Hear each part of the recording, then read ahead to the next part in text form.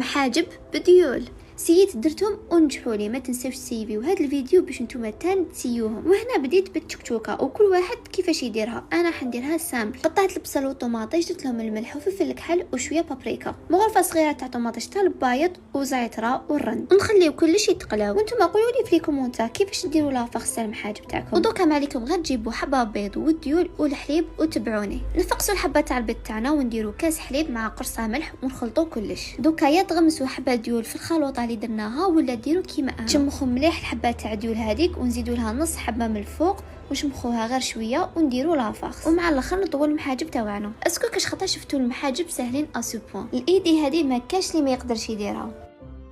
وهنا كنت ديجا سخنت الطاجين تاعي ودرت له غير شويه زيت، وكيما تاني تقدروا ديروه في المقله. وبعد ما كملت كلش وخليتهم شويه يبردوا هكا جاوني مع الاخر. دوكا قولوا لي هادو محاجب ولا لا. وحتى في البدنه ما كاش ديفيرونس على محاجب